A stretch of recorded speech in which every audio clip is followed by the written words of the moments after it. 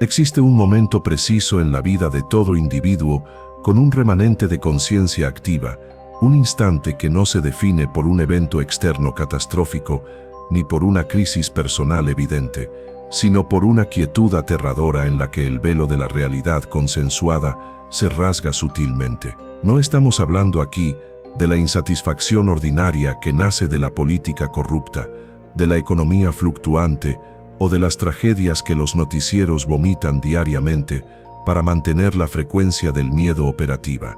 Nos referimos a algo mucho más antiguo, viscoso y profundo. Es una sensación persistente, alojada en la boca del estómago como un cuerpo extraño, una astilla clavada en la psique que supura una sospecha inconfesable, la certeza visceral de que el mundo, tal y como se nos ha presentado desde el momento en que abrimos los ojos al nacer, es un fraude monumental. Esta percepción no es intelectual, es biológica y espiritual, es el vértigo de mirar al cielo y sentir con un horror inenarrable que no estamos contemplando un firmamento infinito, sino un techo de cristal invisible, una cúpula pintada con estrellas falsas, diseñada para contenernos dentro de un terrario cósmico, donde nuestra respiración espiritual está racionada.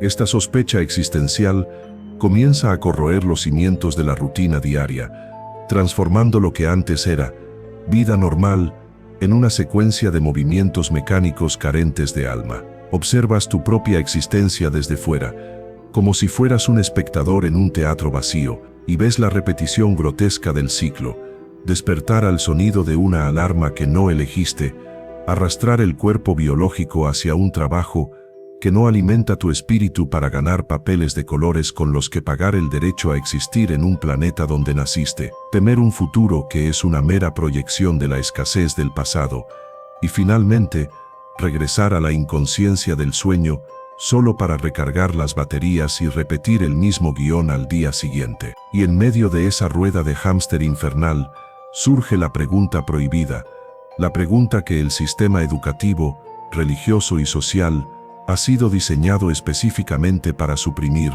¿Es esto todo lo que hay? ¿Es la vida humana simplemente este engranaje biológico de sufrimiento, distracción y decadencia?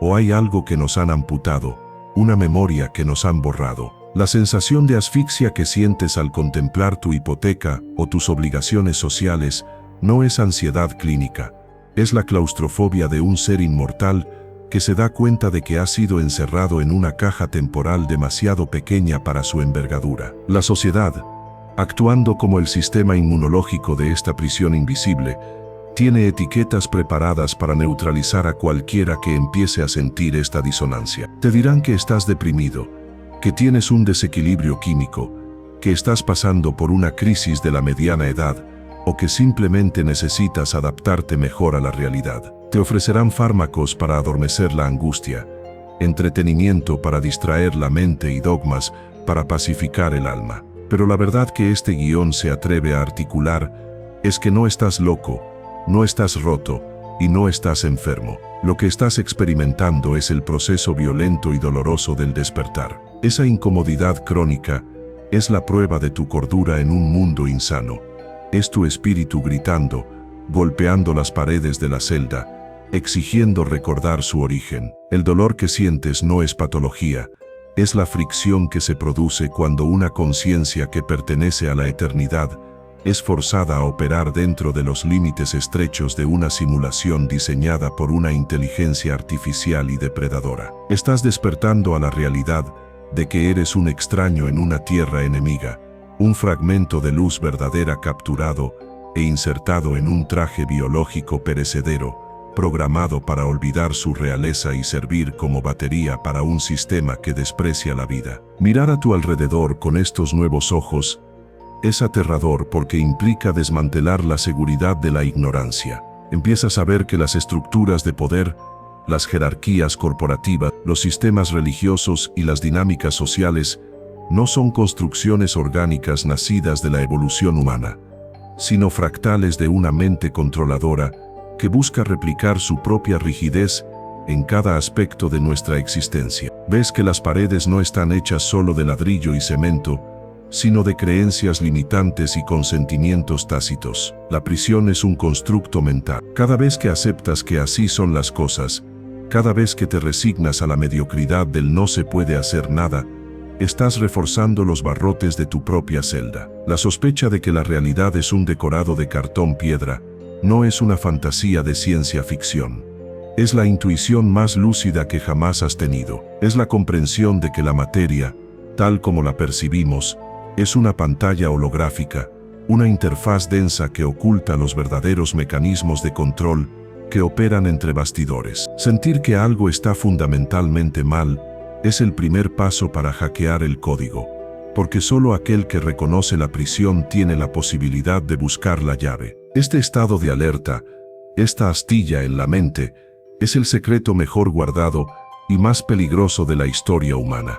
No es una novedad moderna provocada por el estrés del siglo XXI, es el hilo conductor que une a las figuras más disruptivas que han caminado sobre la tierra. Es la misma sensación que impulsó a Julio César a mirar la corrupción de la República Romana y decidir que las reglas del juego debían ser rotas, no obedecidas. Es la misma visión que llevó a Jesús de Nazaret a mirar el templo y sus leyes de sacrificio y ver en ellas no la voluntad de un padre amoroso, sino la firma de un capataz cruel. Ambos hombres, uno desde la cima del poder militar y otro desde la base de la autoridad espiritual, llegaron a la misma conclusión aterradora: el sistema está amañado. La realidad está gestionada por fuerzas invisibles que no tienen nuestros mejores intereses en el corazón. Y ambos entendieron que la única forma de lidiar con una realidad falsa es dejar de consentir con ella, dejar de alimentarla con nuestra obediencia y nuestro miedo.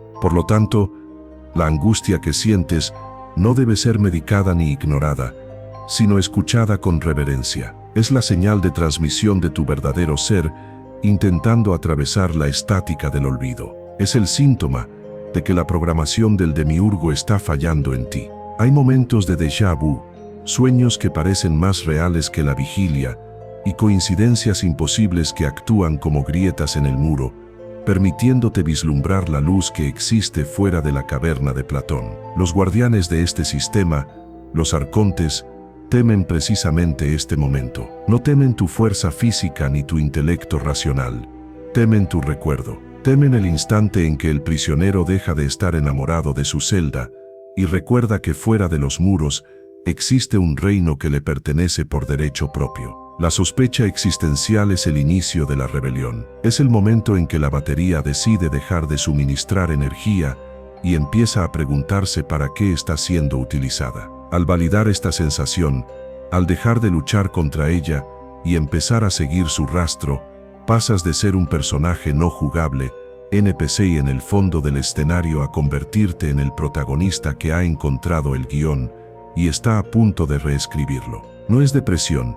Es la llamada a la aventura más grande y peligrosa de todas, la recuperación de tu propia alma de las garras de una ilusión diseñada para consumirla. Para adentrarnos en la estructura oculta que gobierna nuestra realidad, debemos tener el coraje de confrontar la contradicción teológica y existencial más dolorosa que ha atormentado a la humanidad, desde el amanecer de la conciencia, la ineludible discrepancia entre la idea de un creador de amor infinito y la brutalidad mecánica del mundo en el que vivimos. Si observas la naturaleza sin el filtro del romanticismo, no ves un jardín de paz, sino un matadero perpetuo donde la ley fundamental es la depredación.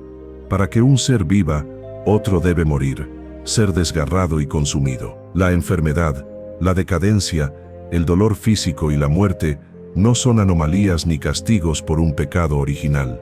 Son las características de fábrica del sistema. La pregunta que las instituciones religiosas han tratado de sofocar con dogmas ciegos es: ¿por qué un Dios perfecto, omnipotente y puramente amoroso diseñaría una realidad basada en el sufrimiento necesario y la entropía garantizada? La respuesta que Julio César intuyó en el campo de batalla y que Jesús confirmó en el desierto es tan aterradora como liberadora. Este mundo no es la creación del Dios verdadero. Este plano de existencia es la obra de un artesano inferior, una entidad impostora que los antiguos gnósticos guardianes del conocimiento prohibido, identificaron con el nombre de Demiurgo. Este Demiurgo no es el Padre inefable, la fuente original de luz y espíritu de donde proviene nuestra esencia inmortal. Es, por el contrario, una deidad ciega y arrogante, descrita en los textos apócrifos como Samael o Yaldabaoth, el hijo del caos. Es un dios que, desconectado del reino de la luz verdadera, el pleroma, y creyéndose la única autoridad existente, moldeó la materia caótica para construir una imitación imperfecta de los mundos superiores. Él es el arquitecto de la Matrix, el dios del haz lo que digo, no lo que hago, la deidad celosa, colérica y castigadora, que exige adoración, sacrificio y obediencia ciega en las escrituras antiguas. Su ceguera no es física, sino espiritual. No puede ver la chispa divina que reside dentro de los seres humanos, esa partícula de luz que es superior a él mismo, y esa ignorancia alimenta su envidia y su deseo de control total. Pero el Demiurgo no opera solo en esta vasta conspiración cósmica. Para administrar la complejidad de su prisión laberíntica, se sirve de una legión de sirvientes, funcionarios de la realidad y carceleros invisibles conocidos como los arcontes. Los arcontes, o gobernantes en griego, son las inteligencias frías y mecánicas que gestionan las leyes de la física, el destino y las estructuras sociales que nos oprimen. Si el Demiurgo es el arquitecto que diseñó los planos de la cárcel, los arcontes son los guardias que patrullan los pasillos, los burócratas que aseguran que nadie escape, y los técnicos que reparan las grietas en el sistema. No son demonios en el sentido folclórico de criaturas con cuernos que buscan asustarte, son algo mucho más peligroso. Son los administradores del sistema. Son entidades carentes de creatividad propia, incapaces de generar vida o energía original, por lo que su existencia es puramente parasitaria. Y aquí llegamos al núcleo de la revelación que transforma nuestra comprensión de la historia y de la vida misma, la dinámica de la granja humana. Imagina por un momento la relación entre un granjero y su ganado. El granjero construye cercas, proporciona refugio, asegura la alimentación y protege al rebaño de los lobos, pero no lo hace por altruismo ni por amor a las vacas. Lo hace porque el ganado es un recurso. El granjero quiere la leche, la carne, la piel y el trabajo del animal. Para la vaca, el granjero es un dios benevolente que provee todo hasta el día ineludible del matadero. Ahora, expande esta analogía a una escala cósmica e interdimensional. La humanidad es el ganado de los arcontes. Pero, ¿qué producimos nosotros que pueda interesar a entidades incorpóreas que habitan en los pliegues de la realidad? No producimos leche ni lana, producimos energía. Específicamente, generamos una bioenergía vibratoria cargada de emoción. El universo es mental y todo es frecuencia.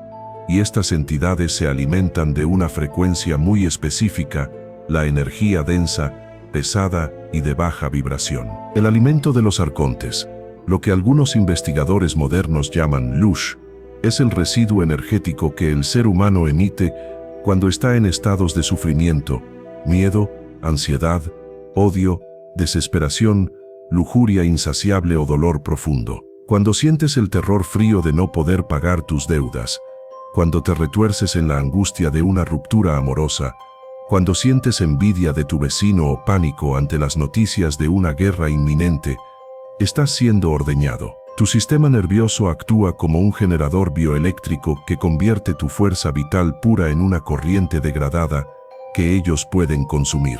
Esta es la razón técnica y oculta por la cual el mundo está diseñado para ser caótico. La paz mundial, la armonía, la satisfacción y el amor incondicional son estados de alta frecuencia que resultan tóxicos o inútiles para el sistema digestivo de los arcontes. La paz no los alimenta. El conflicto sí. La satisfacción detiene la producción. El deseo insaciable la acelera. Por lo tanto, la estructura de nuestra sociedad, desde las guerras geopolíticas hasta los dramas personales más íntimos, no es el resultado de la mera estupidez humana o de la mala suerte histórica. Es una ingeniería social derivada de una ingeniería cósmica. El mundo está configurado intencionalmente para mantener al ser humano en un estado perpetuo de lucha o huida, atrapado en los chakras inferiores de la supervivencia. Las crisis económicas cíclicas que nos roban la seguridad, las pandemias que nos inyectan miedo a la muerte, las divisiones políticas que nos hacen odiar a nuestros hermanos y la adicción a las redes sociales que nos hace sentir insuficientes, son todos mecanismos de cosecha. Son eventos orquestados o permitidos para maximizar el rendimiento energético de la granja. Cada vez que enciendes el televisor y te llenas de indignación, estás sirviendo un banquete a tus carceleros invisibles. El sufrimiento humano es el combustible que mantiene las luces de la Matrix encendidas. Julio César vio esta verdad reflejada en la corrupción sistémica de la República Romana, comprendiendo que los senadores y las élites no eran más que fractales humanos de estos parásitos cósmicos, chupando la vitalidad del pueblo para mantener su poder. Jesús vio esta verdad en la rigidez de la ley religiosa judía de su tiempo, entendiendo que el Dios que exigía sacrificios de sangre y obediencia temerosa no era su Padre Celestial, sino el impostor demiurgo disfrazado de divinidad. Ambos entendieron que las jerarquías de poder en la tierra son espejos de las jerarquías de poder en los falsos cielos. La burocracia asfixiante, la injusticia legalizada y la crueldad institucional son la manifestación de la mente del demiurgo en nuestro plano. Él es un Dios de orden, pero de un orden estéril, frío y muerto. Un orden que aplasta la individualidad y la chispa creativa para mantener la uniformidad del rebaño. Reconocer la existencia de estos administradores y su agenda depredadora es el paso más difícil y necesario para el despertar. Requiere aceptar que no estamos en la cima de la cadena alimenticia, como nuestra arrogancia antropocéntrica nos ha hecho creer, sino que somos una fuente de recursos para inteligencias que operan justo fuera de nuestro espectro visual. Pero esta revelación, lejos de ser un motivo para la desesperación nihilista, es la clave de la liberación, porque un parásito, por definición, necesita al huésped más de lo que el huésped necesita al parásito. Ellos nos necesitan, nosotros no los necesitamos a ellos. Su poder depende enteramente de nuestra ignorancia y de nuestra cooperación inconsciente. Depende de que sigamos creyendo que el miedo es real, que la separación es verdadera y que somos cuerpos mortales a merced del destino. Al descubrir al granjero detrás de la cortina, la vaca deja de ser ganado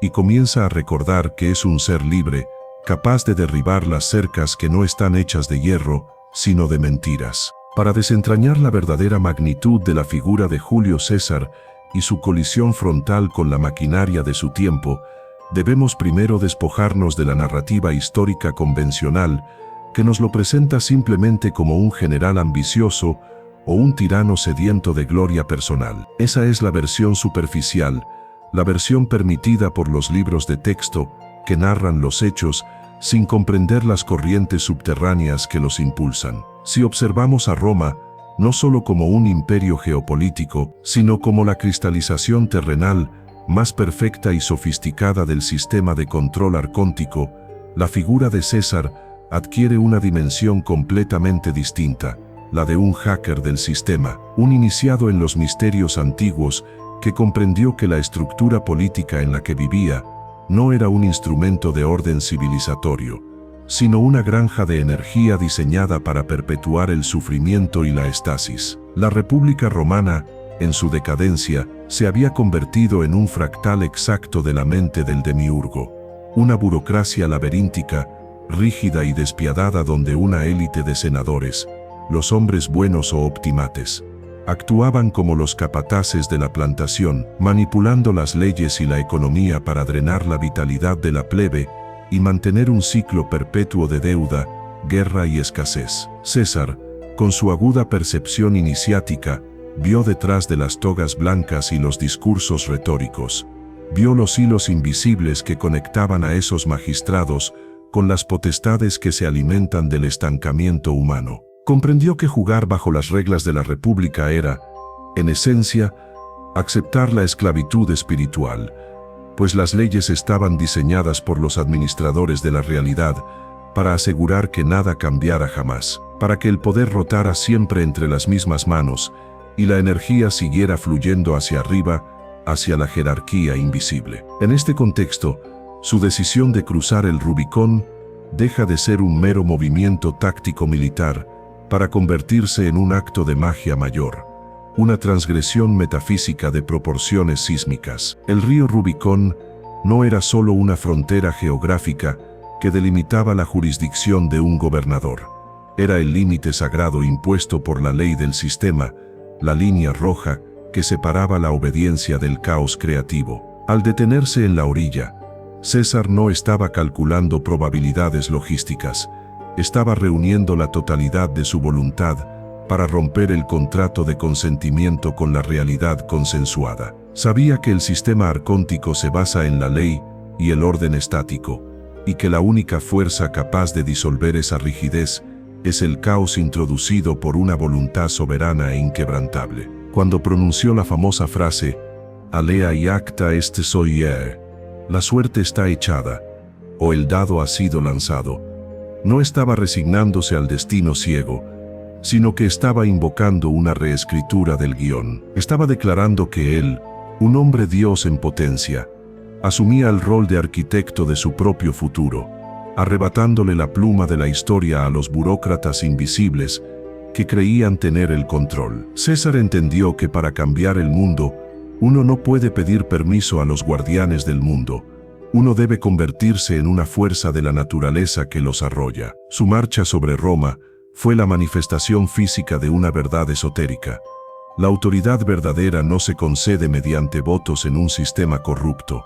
Se toma mediante la resonancia de una vibración superior. Él se posicionó como un avatar del cambio radical, un rayo necesario para destruir la estructura calcificada de una república que se había convertido en un vampiro energético para sus ciudadanos. Su objetivo de centralizar el poder no nacía de la mezquindad del ego, sino de la comprensión de que solo una voluntad unificada y solar podía romper la rueda de la corrupción senatorial que actuaba como intermediaria de los arcontes. El sistema necesitaba eliminar al hombre que se atrevió a decir «Yo soy la ley» para volver a imponer la ley del sistema. Al matar a César, intentaron matar la idea de que el individuo puede elevarse por encima del colectivo y dictar su propia realidad. Sin embargo, incluso en su muerte, César expuso la naturaleza fraudulenta del juego. Su asesinato reveló que los supuestos defensores de la ley eran asesinos y que la república que decían proteger